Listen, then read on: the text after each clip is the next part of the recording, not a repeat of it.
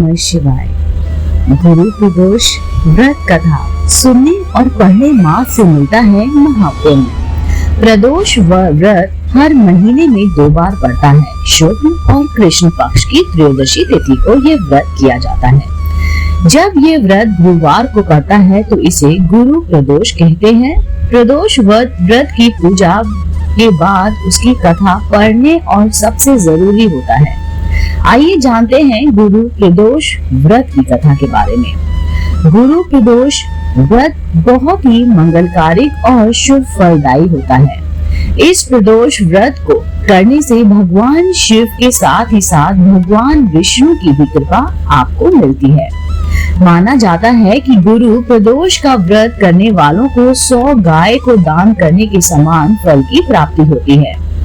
शास्त्रों में बताए गए नियमों के अनुसार कोई भी व्रत तभी भी पूर्ण माना जाता है जब आप पूजा के वक्त उसकी कथा का भी पाठ करते हैं। आपको भी गुरु प्रदोष की पूजा का संपूर्ण फल प्राप्त हो, इसलिए हम आपको बता रहे हैं कि गुरु प्रदोष व्रत की कथा क्या है। कथा इस प्रकार है कि एक बार इंद्र और वृत्रासुर में घोर युद्ध हुआ। उस समय देवताओं ने दैत्य सेना को पराजित कर नष्ट भ्रष्ट कर दिया। अपनी सेना का विनाश देख असुर वृत्रासुर अत्यंत क्रोधित हो स्वयं युद्ध के लिए वहां पर पहुंच गया। मायावी असुर ने आसुरी माया से भयंकर विकराल रूप धारण किया। उसके स्वरूप को देख इंद्रादि देवताओं ने इंद्र के परामर्श से परम गुरु बृहस्पति जी का आह्वान किया। गुरु तत्काल आकर कहने लगे, हे देवेंद्र, अब तुम वृत्रासुर की कथा ध्यान मग्न होकर सुनो। वृत्रासुर प्रथम बड़ा तपस्वी कर्मनिष्ठ था। इसने गंधमादक पर्वत पर उग्र तप करके शिव को प्रसन्न किया था।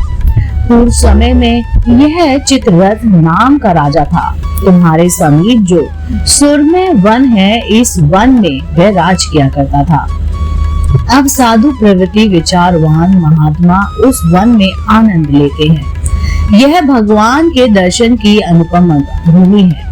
एक समय चित्ररथ स्वेच्छा में कैलाश पर्वत चले गए। भगवान का स्वरूप और वाम अंग में जगदम्बा को विराजमान देख चित्ररथ हंसा और हाथ जोड़कर शिव शंकर से बोला, हे प्रभु, हम माया मोहित हो विषयों में फंसे रहने के कारण स्त्रियों के वशीभूत रहते हैं, किंतु देवलोक में ऐसा कहीं दृष्टिगोचर नहीं हुआ है कि कोई स्त्री सहित सभा में बैठे।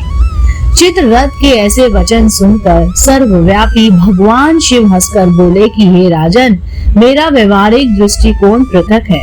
मैं मृत्युदाता कालकूट महाविष का पान किया है, फिर भी तुम साधारण जनों की भांति मेरी हंसी उड़ाते हो।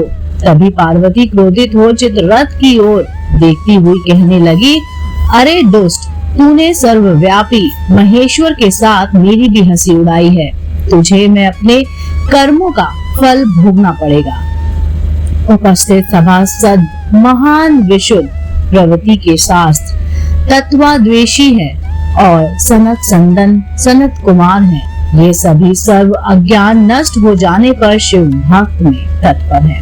अरे मूर्ख राज, तू अति चतुर है, अतएव मैं तुझे वह शिक्षा दूंगी कि तू फिर ऐसे संतों के मजाक का दुस्साहस नहीं करेगा। अब तू दैत्य स्वरूप धारण कर विमान में और विमान से नीचे गिरे तुझे मैं शाप देती हूँ कि अभी पृथ्वी पर चला जा। जब जगदम्बा भवानी ने चित्ररथ को ये श्राप दिया तो वह तक्षण विमान से गिरकर राक्षस योनि को प्राप्त हो गया और प्रख्यात महासुर नाम से प्रसिद्ध हुआ। तत्वष्टा नाम ऋषि ने उसे श्रेष्ठ तप से उत्पन्न किया और वह वहीं वृत्रासुर शिव भक्त में ब्रह्मचर्य हो गया। इस कारण तुम उसे जीत नहीं सकते। अतएव मेरे परामर्श से तुम यह गुरु प्रदोष व्रत करो, जिससे महाबलशाली दैत्य पर विजय प्राप्त कर सको। गुरुदेव के वचनों को सुनकर सब देवता प्रसन्न हुए और गुरुवार को त्रयोदशी तिथि को उन्होंने प्रदोष व्रत की विधि विधान से पूजा किया, जिससे वृत्रासुर पराजित हुआ और देवता एवं मनुष्य सुखी हुए। बोलो भगवान शिव शंकर की जय। दोस्तों, उम्मीद करती हूँ आपको गुरु प्रदोष व्रत कथा जरूर समझ आई होगी और पसंद भी आई होगी।